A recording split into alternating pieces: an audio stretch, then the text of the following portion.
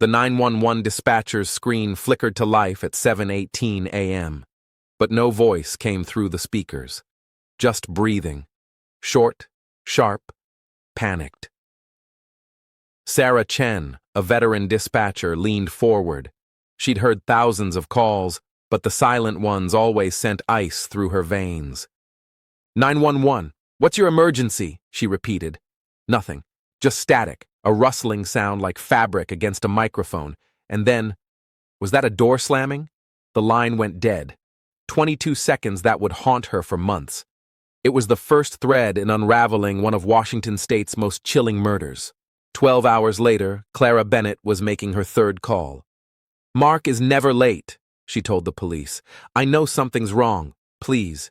His address is 214 Maple Drive. Officer Marcus Webb took the wellness check. He expected a routine knock and chat at the manicured two-story house. But the house was dark, every window black.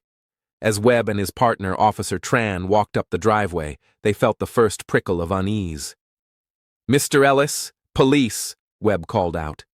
No answer. They circled back. That's when Tran saw it. The back door was ajar, the frame splintered near the lock, and there, illuminated in the harsh beam of her flashlight, were footprints, rust-colored, unmistakable. Marcus, she breathed. We need backup, now!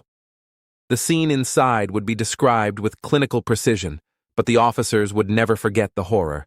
Mark Ellis lay in the hallway, shot 7 times. Mark, a beloved professor and father, had lived for several minutes after the shots, trying to crawl toward his phone. But investigators found something in the master bedroom that cracked the case wide open. On the nightstand sat 2 wine glasses, lipstick on the rim. The bed was unmade. Someone had been there with him, an intimate encounter that went sideways. And whoever it was, they left in a hurry. Detective Rachel Kowalski arrived just after 9. She noted the bloody footprints led straight to the back door. No hesitation. The killer had walked, not run, out. There was something coldly efficient about it. By midnight, leads emerged. A neighbor heard fireworks around 7:15 a.m. Pop, pop, pop. Another neighbor's camera captured a vehicle leaving 8 minutes after that phantom 911 call. A grayish Jeep SUV, it left the scene at 7:26 a.m. We need to find that Jeep, Kowalski told her team, and we need to know who made that 911 call. The breakthrough came from digital forensics. Mark's phone sent a Venmo payment at 6:48 a.m., $800 to Lexi R for help. What kind of help cost $800 at dawn? Lexi R was Alexis Powell, 24. Her social media showed a life on the edge. And in one photo, she was wearing a distinctive silver bracelet, identical to one found hidden under Mark's bed.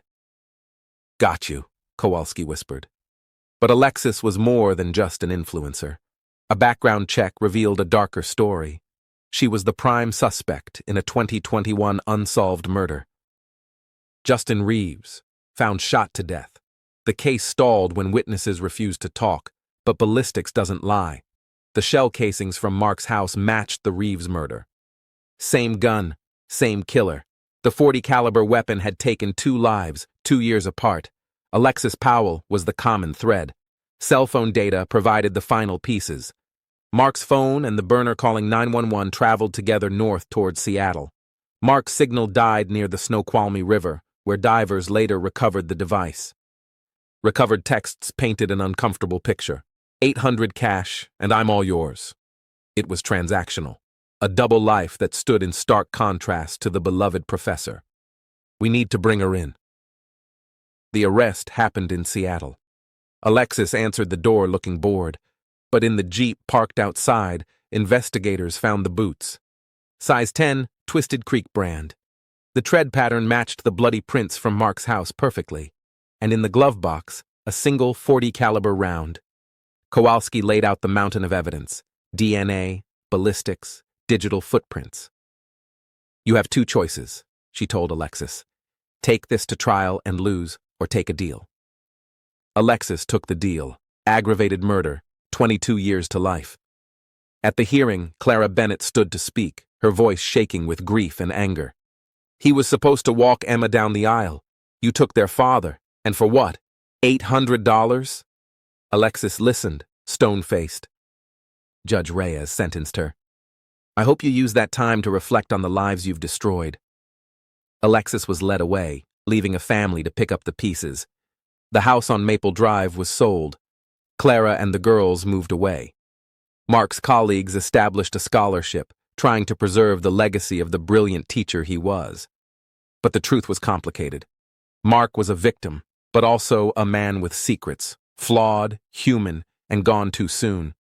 On the anniversary, Emma scattered his ashes at the beach. Goodbye, Dad. The waves washed away the footprints in the sand, just as life moves on, indifferent and eternal. It's a story that ends with justice rendered, but never complete.